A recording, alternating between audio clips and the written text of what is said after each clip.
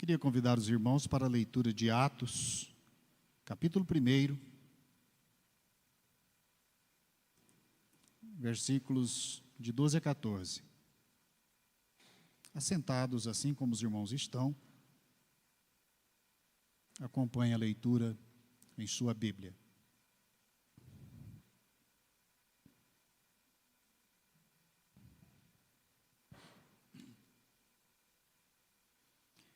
Então voltaram para Jerusalém, do monte chamado das Oliveiras, que está perto de Jerusalém, à distância da jornada de um sábado.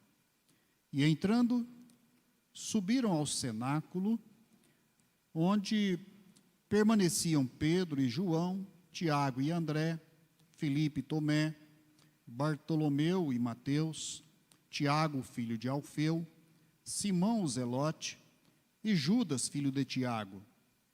Todos estes perseveravam unanimemente em oração com as mulheres e Maria, mãe de Jesus, e com os irmãos dele. Amém. Meus queridos irmãos, eu gostaria de convidar os irmãos para uma reflexão nesta manhã, sobre o tema o cenáculo e o Pentecoste. Eu queria ainda acrescentar alguns versículos do capítulo 2 de Atos, que diz que ao cumprir-se o dia de Pentecostes, estavam todos reunidos no mesmo lugar, e de repente veio do céu um ruído como de um vento impetuoso, encheu toda a casa onde estavam sentados, e lhes apareceram umas línguas como que de fogo, que se distribuíam, e sobre cada um deles pousou uma, e todos ficaram cheios do Espírito Santo, e começaram a falar noutras línguas, conforme o Espírito lhes concedia que falassem. Habitavam então em Jerusalém judeus, homens piedosos, de todas as nações que há debaixo do céu.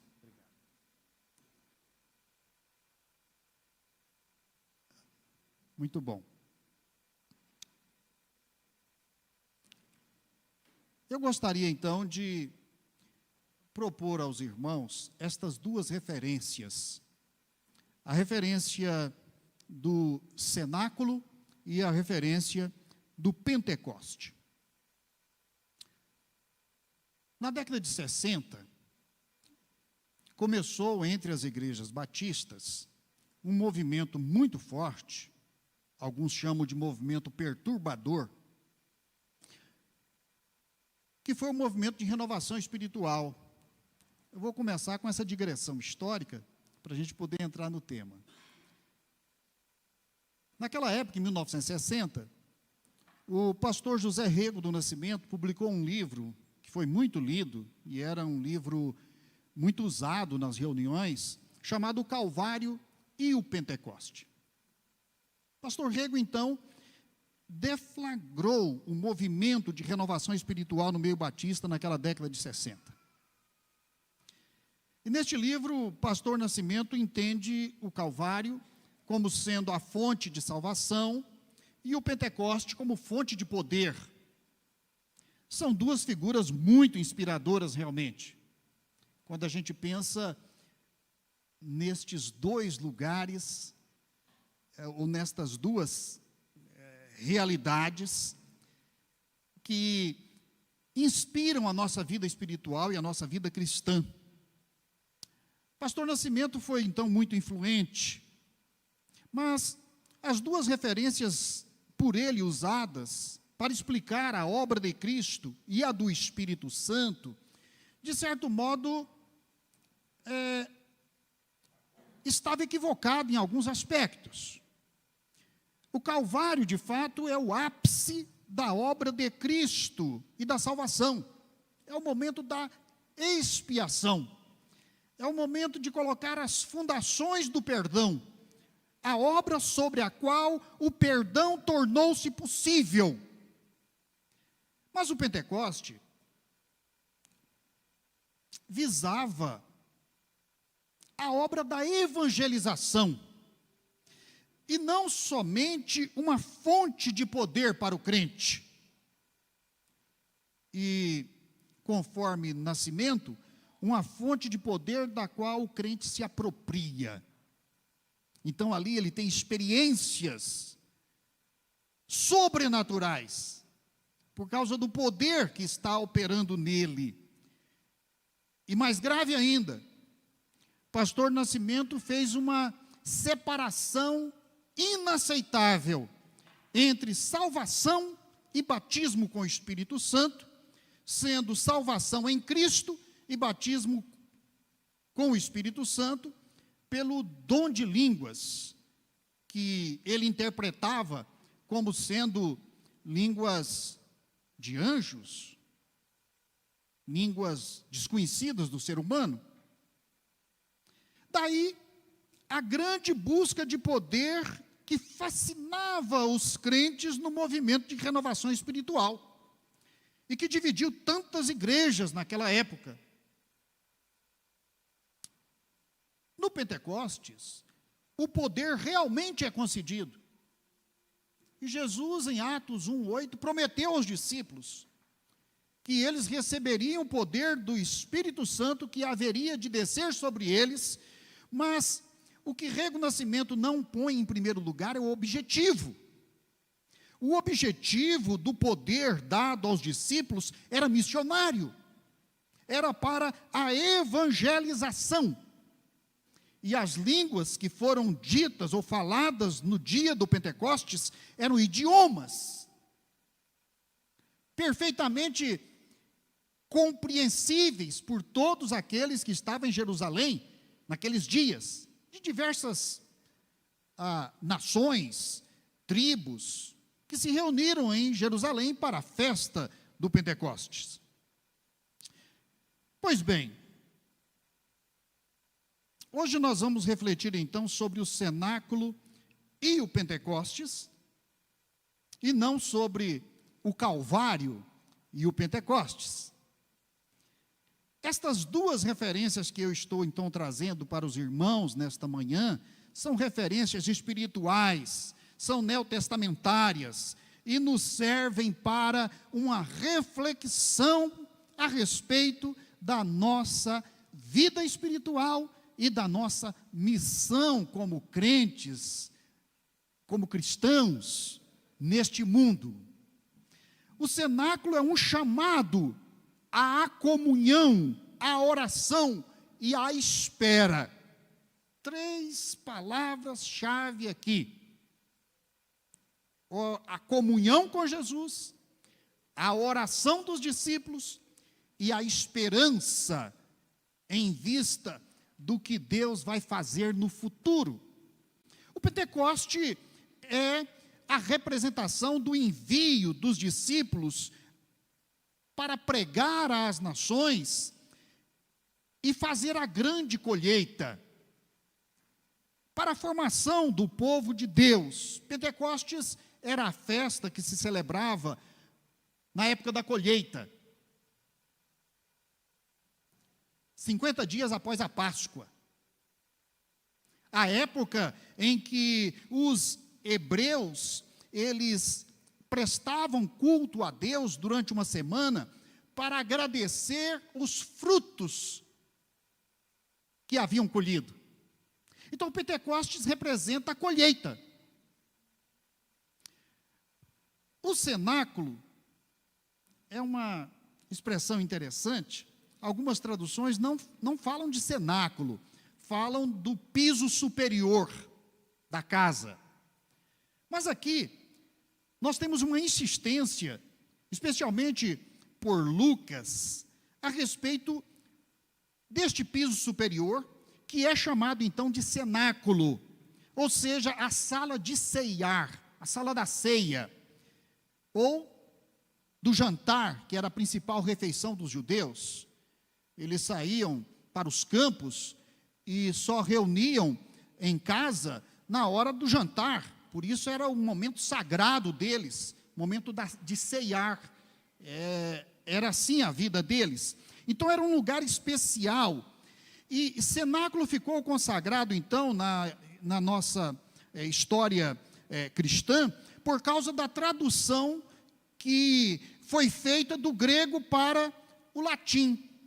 E quando Jerônimo fez essa tradução, no século VI, ele então usa a palavra cenáculo para identificar esta área superior da casa, onde normalmente havia a sala de jantar, a sala de cear.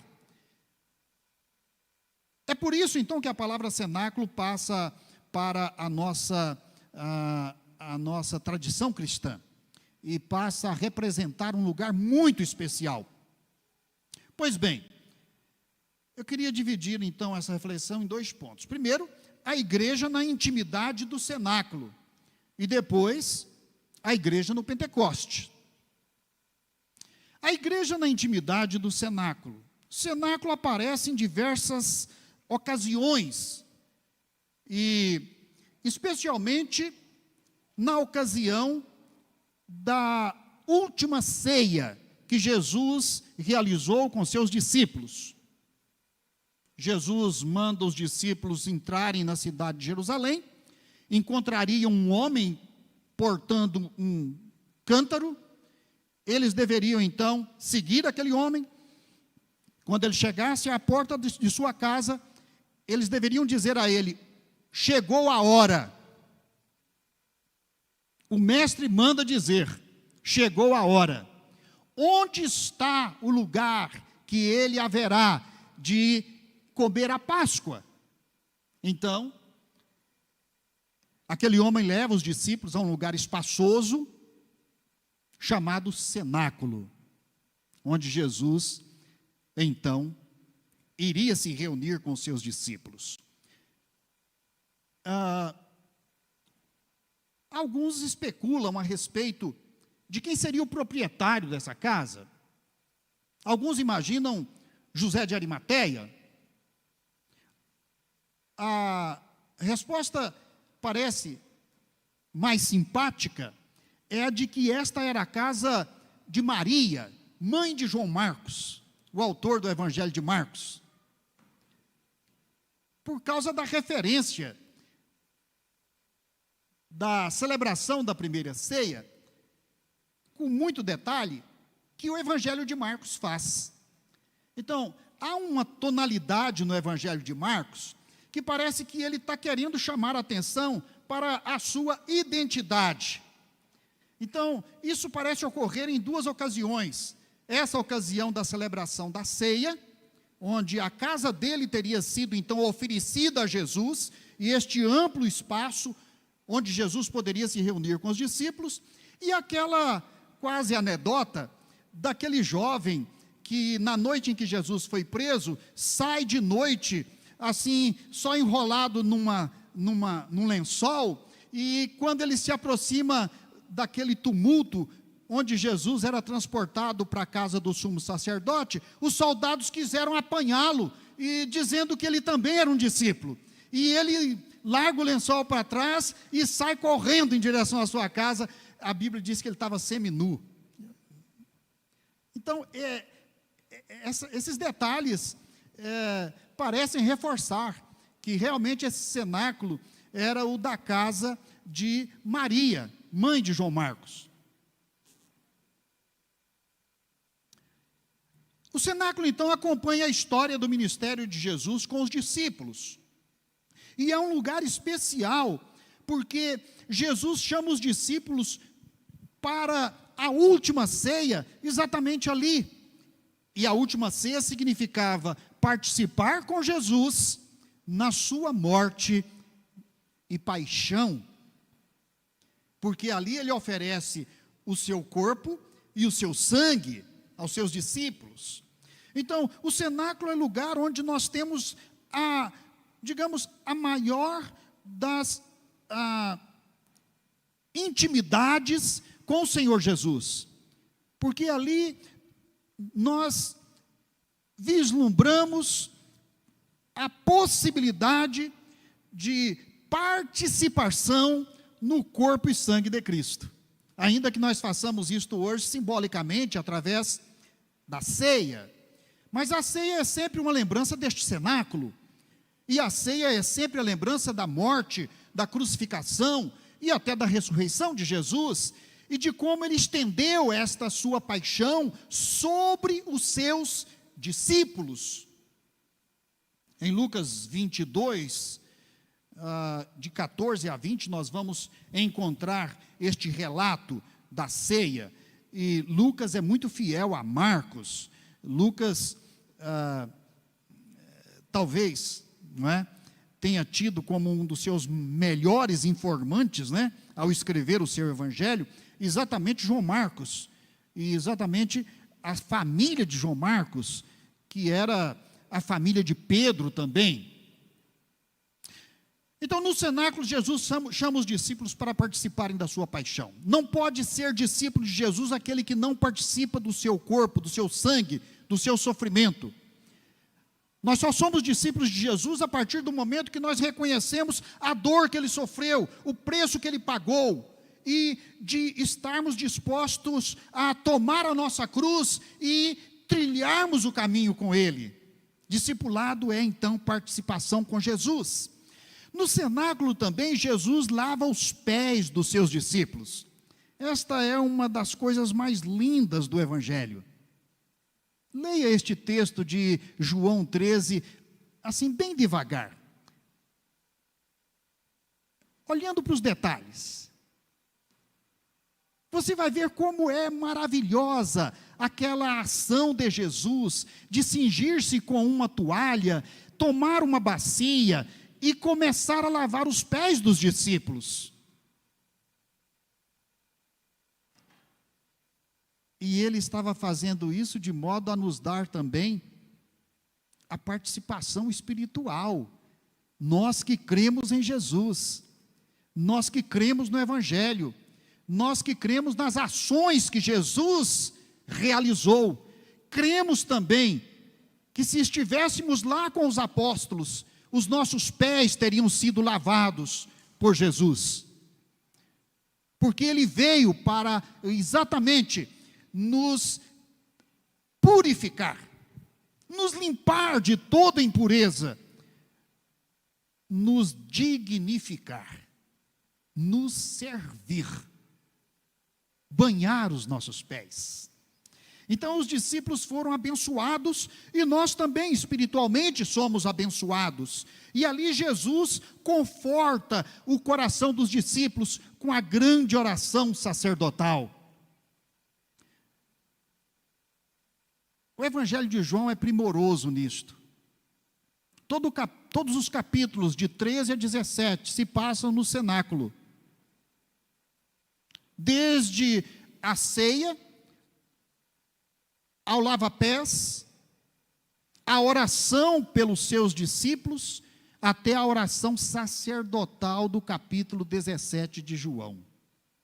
É um grande discurso de Jesus, é um grande momento de Jesus com os seus discípulos. Nos evangelhos não há outra referência de que Jesus tenha, digamos, compartilhado tanto com as pessoas, digamos, com os discípulos, como aqui, neste cenáculo. Ele demorou-se com os discípulos e disse as coisas mais profundas que jamais tinha dito aos seus discípulos. Também no cenáculo os discípulos ficaram após a morte de Jesus. Depois que Jesus é crucificado, para onde eles iriam? Eles voltaram para o cenáculo. Aqueles dias eram dias muito movimentados em Jerusalém. Não havia lugar em Jerusalém naqueles dias. É até incrível a gente saber que eles tinham um lugar tão espaçoso, um cenáculo, para ficarem naqueles dias, porque um cenáculo como aquele, se alugado naqueles dias, dava para o proprietário cobrir as despesas quase que do ano todo, só pelo aluguel daquela semana. Era caríssimo. Mas se foi Maria, mãe de João Marcos, então ela doou aquilo para os discípulos. Ela entregou a sua propriedade para uso de Jesus e depois dos discípulos.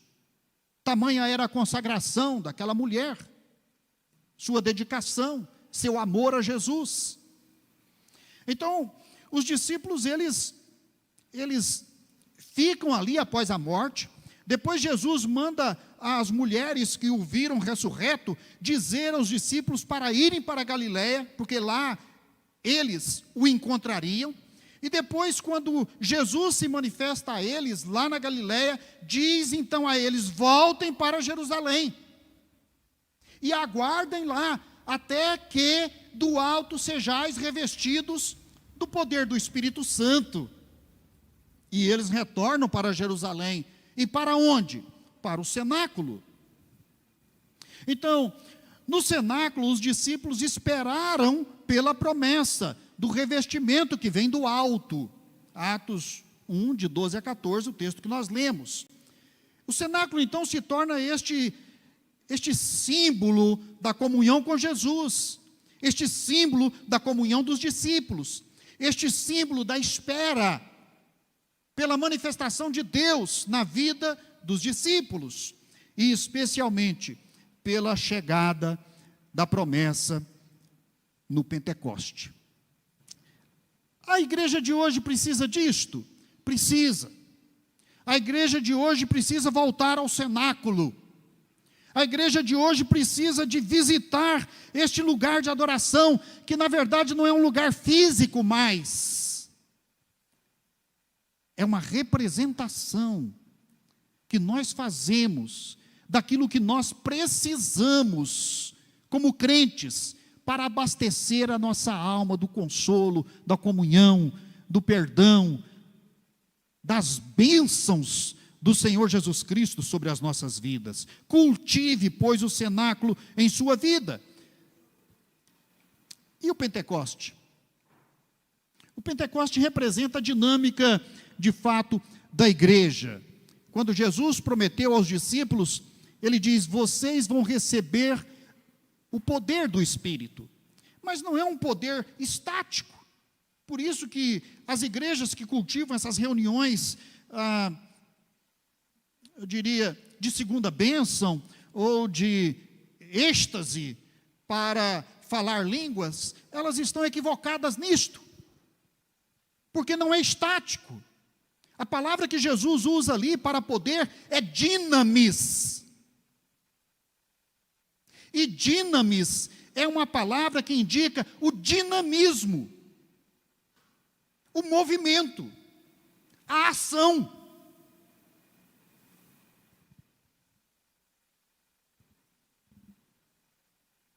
A obra gloriosa do Espírito Santo, então, começa com ele vindo sobre os discípulos naquele cenáculo, onde eles estavam à espera da promessa de Jesus. No Pentecostes, então, a igreja entrou na colheita do Evangelho. É isso que representava o Pentecostes, e é isto que ainda representa para a igreja. Se você quer, de fato, refletir sobre o que foi o Pentecostes e aplicá-lo à vida da igreja hoje, então entenda que o Pentecostes foi a festa da colheita. E que a igreja hoje viveria o Pentecostes se ela também vivesse os dias da colheita.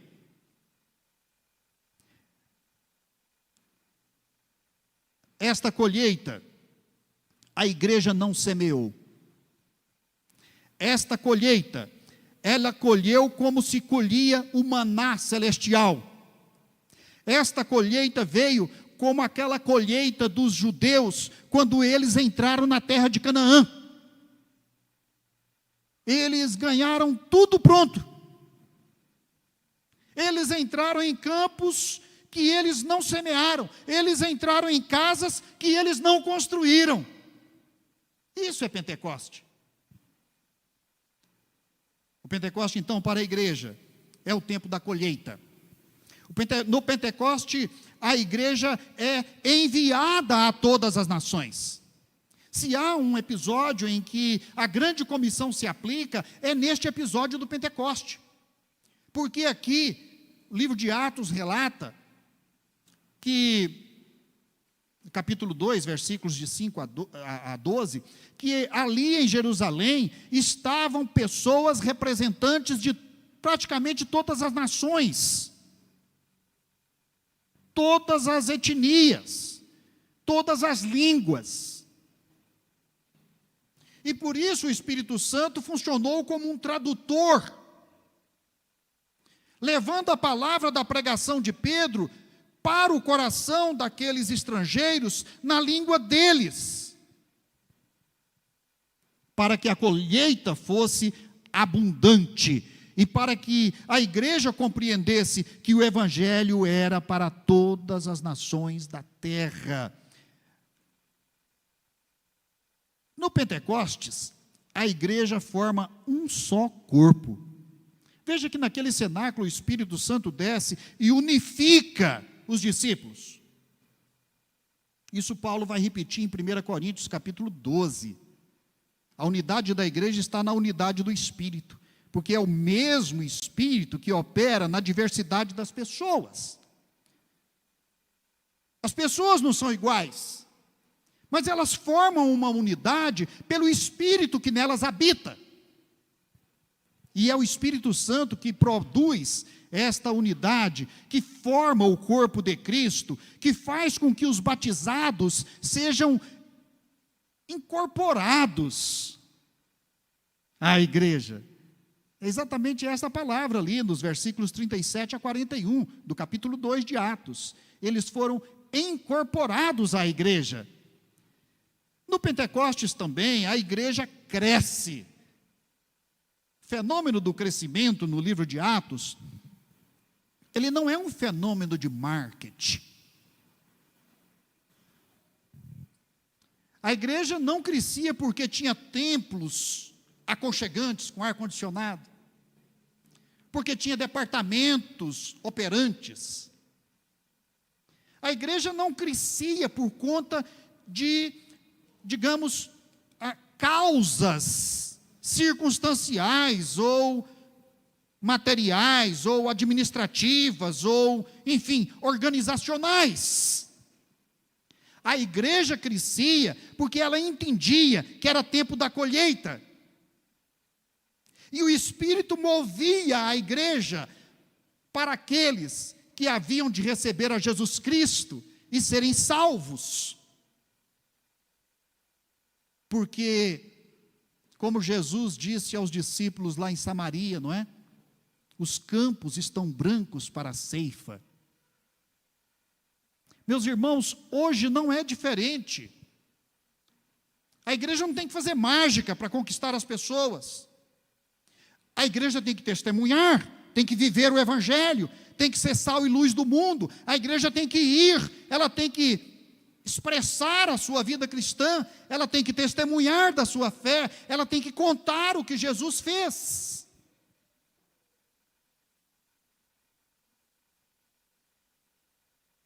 Daí, a igreja vai crescer na unidade, vai crescer na perseverança, vai crescer no temor, vai crescer diante dos homens e vai crescer em número.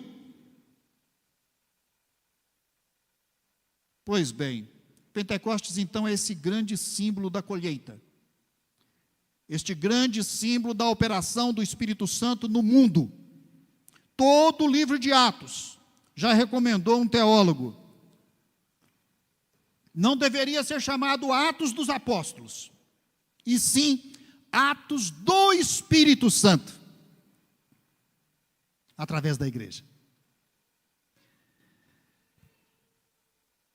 Temos então a representação do cenáculo e a representação do Pentecostes. O cenáculo, com toda a sua representação espiritual. Ali temos a comunhão, que alimenta o sentimento de dependência, de gratidão, e que une os devedores de Jesus Cristo. Diz que no dia em que o Espírito Santo foi dado, haviam ali em torno de 120 discípulos reunidos. Um cenáculo bem espaçoso, né? Mas se pensarmos que era tempo de festa e a cidade estava congestionada, é claro que nós não devemos imaginar estas pessoas em um só espaço, elas provavelmente estavam até pelo lado de fora, havia um movimento de adoração naquele cenáculo que não passava desapercebido, as pessoas prestavam atenção, tanto é que Pedro, quando começou a pregar, talvez do lado da sacada daquele cenáculo, as pessoas já estavam ali procurando entender o que era aquilo, se ali haviam pessoas, por exemplo, bêbadas. E Pedro começa por aí, né? Não, irmãos, vocês estão errados, não tem ninguém aqui, todo mundo está sóbrio, é 9 da manhã, ninguém se embebeda 9 da manhã.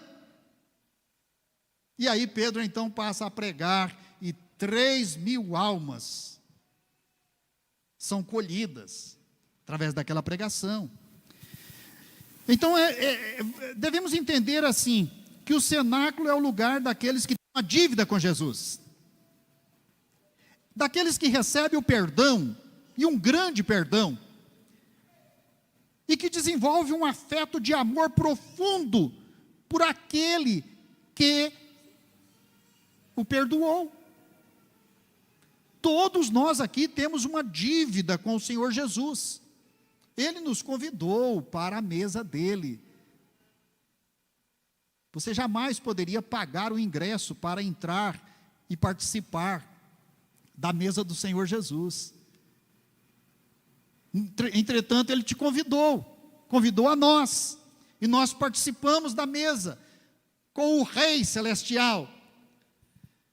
Bem, meus queridos irmãos, pastor Aldimar lançou um grande desafio para nós, para toda a igreja, para este ano de 2024, não foi? O que foi o desafio que ele lançou? O ano da evangelização. O ano da igreja se mobilizar, da igreja participar, da igreja se envolver, para que façamos a obra que Jesus espera da igreja, que é de ir, que é de proclamar a fé, proclamar o evangelho, proclamar a salvação. E a igreja, para isso, ela precisa, meus irmãos, de vidas consagradas, de vidas que passam pelo cenáculo, de vidas que entendem o objetivo do Pentecostes, de vidas que estão dispostas a gastar-se, a consagrar-se, a entregar-se por completo ao Senhor Jesus Cristo e à sua obra. Traga a sua vida, traga seus dízimos, traga suas ofertas, consagre ao Senhor tudo que você tem e tudo que você pode, para que a obra ela possa ser feita, para que a obra tenha recursos, para que a obra missionária seja desenvolvida, para que congregações sejam abertas, para que obreiros sejam sustentados, para que os ministérios da igreja possam ser realizados. Que Deus nos abençoe, que nós possamos ser unidos nisto, e que a glória de Deus possa se manifestar sobre as nossas vidas. Amém? Vamos ficar de pé, vamos orar.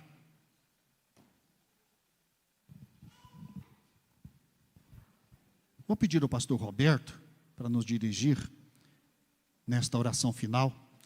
Por favor, pastor Roberto.